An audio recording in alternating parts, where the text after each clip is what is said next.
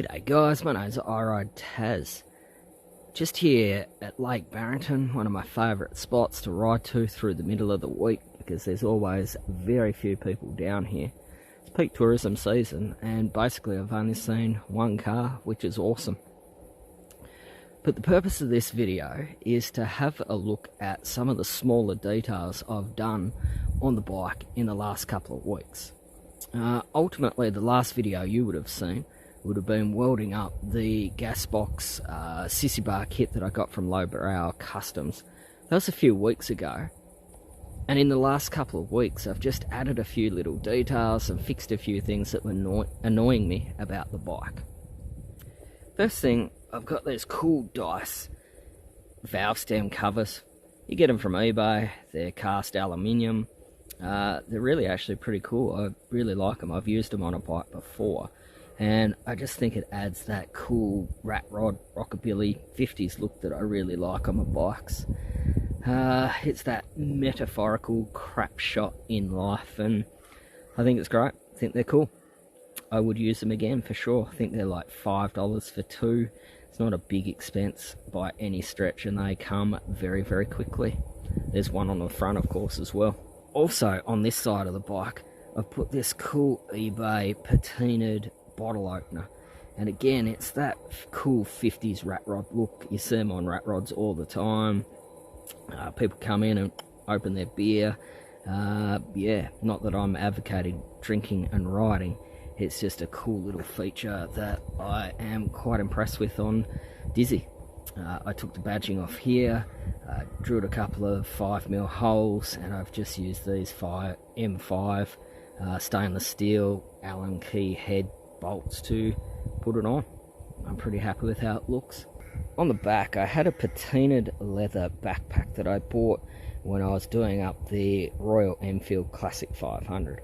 So I've just attached it using the straps to wind and crisscross across the Sissy bar, just a couple of cable ties, and I use it to hold my phone and gimbal in this situation, but also my jet boil stove that I use when I go riding for quick cups of coffee or tea on the side of the road. I think it looks pretty cool. I'm very happy with it. I think the bag itself was about $75. It's goat skin, came from India. Yeah, looks great, suits the bike. I did run scissor springs and I got them from VPW thinking that they'd be better quality, but last weekend when I took the bike for a ride, I went down a dirt track to get to a picnic spot, and ultimately one of them collapsed. So dodgy quality springs. Ultimately I had some 3-inch Barrell Springs kicking around from a previous project, so I put them on. I'm actually really happy with them. They're more comfortable. They help isolate the rider from the vibration of the road and the bike. This is only 5-6 centimetre thick seat, so it's not a plank, but it's certainly not as comfortable as the stock one. So the springs just help isolate the vibration. It also brings it to horizontal, which helps my lower back. It was sloping down at the same angle as the bike, but the 3-inch springs flatten it, and that's proving to be much more comfortable for me.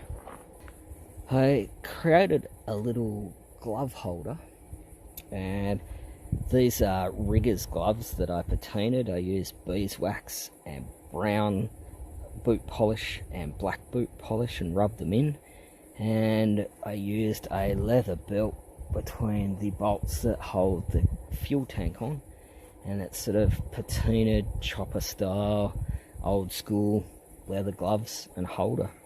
I'm really happy with how that came out. I think that looks great, keeps them up off the ground, and when I'm just sitting there it just adds to the character of the bike.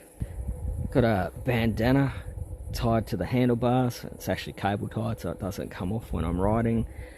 It's a red hot summer bandana. It's a concert series that happens in rural Australia each year. Some of the Aussie icons like Barnes in the Living End and the Angels and Rose Tattoo, those sorts of bands play at it. It's a good gig, and I've got a commemorative bandana and I've just put that on the bike. Again, it's sort of more for aesthetics, to give it that rat rod, I've got to sop up all the oil that this bike leaks sort of look. but it does have one functional feature. I'm not running a fender on this bike, so if I get caught out in a rainstorm, I'd be able to tie it across the fork tubes and let it sort of collect some of the water and stop some of the spray. Make it act as a like makeshift fender, which will work in a pinch. So there's a few of the little details I've added. I think they look cool. I think they add to the character of the bike.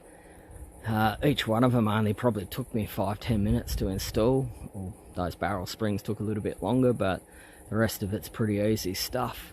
It's just aesthetic, just adds to the character and the era that I'm going for on the bike.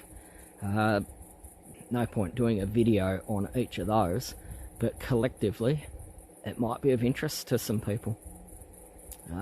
Like, comment, subscribe, guys. My name's Taz. Till I see you next time, I am out.